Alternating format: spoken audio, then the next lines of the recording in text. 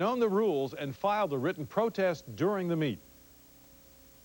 If they didn't follow the rules, you know, on how to protest that score, then it's over and done. I think if it was me, I would keep it because, like, you work so hard and you think you got it, and then they're just going to take it away from him. Well, the USOC has met with South Korean Olympic officials and is trying to find a fair solution, if there is one. Lung cancer patients now have a new treatment option. The FDA approved the drug Alimta for advanced tumors. Researchers found tumors shrank an average of more than 9% with Alimta. Side effects include hair loss, tingling fingers and toes, and possibly even infections. Doctors diagnose about 174,000 Americans with lung cancer each year. New overtime rules went into effect today, meaning some of your paychecks may be a little more pleasing, while others might bring a few frowns. The problem, the requirements are causing more confusion than answers for many folks. James Ware.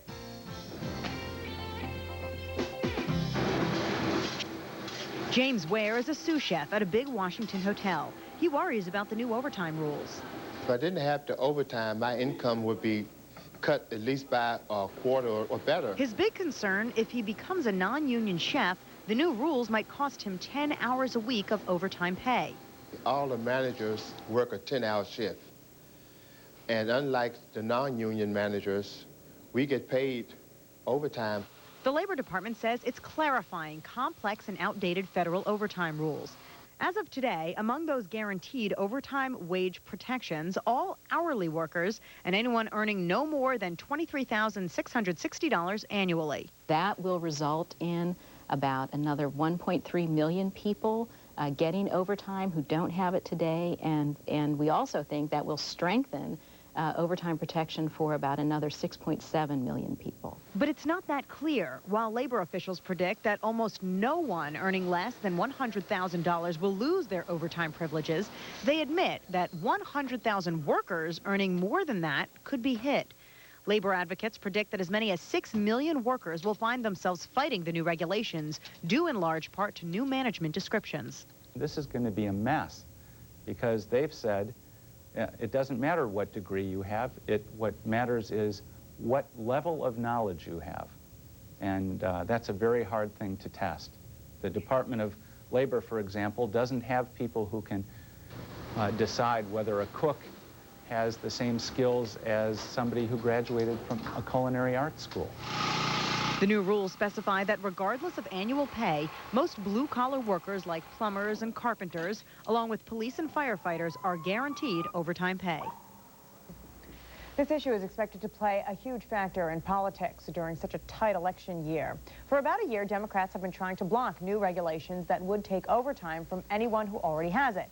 And on the flip side, the employers have been asking for some clarification on the rules for a couple of years. So they're saying those were old and ambiguous, and these are much clearer. Let's clarify the sports scene. Okay, that's easier. Week ago yesterday, Indians could have tied the Twins for the division lead. Tonight in Texas, Twins and Johan Santana grabbed their biggest division lead of the season. John Hank, show and tell next. Been a while since. And now, UPN 29 Sports with John Hank. Twins in a stretch playing contending teams. They take 2 of 3 from the Yankees, sweep the Indians. Tonight, leading the division by 7 when the night begins. They open against the Rangers in Arlington. Shannon Stewart opens the game. Second pitch from former Twin Kenny Rogers. Third time this year, 19th lifetime. Stu has led off the game with a home run. It's a 1-zip lead, 4-1 top 6. Already a run in the inning. Torrey Hunter to center, brings a couple more home. Rivas and Jones puts them up 6-1. Torrey, a double. Nice lead for the hottest pitcher in the league, you know, Johan Santana, who fans 11 in 8, his 14th win. Twins 7-4, 16 games above 500, 70 wins. The series continues tomorrow. Indians host the slumping Yankees at the Jake. Gary Sheffield did this to the Twins Thursday, golfing the home run.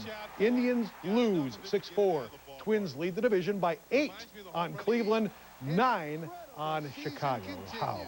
Winter Park, Mike Tice today alluding to an unnamed player who may be on vacation soon. Coach being diplomatic, of course. That player, second-year tailback Ontario Smith. That vacation, 4-game suspension by the league for substance abuse. A vacation that will cost him over $70 grand in salary. So, get to know Moeldy Moore.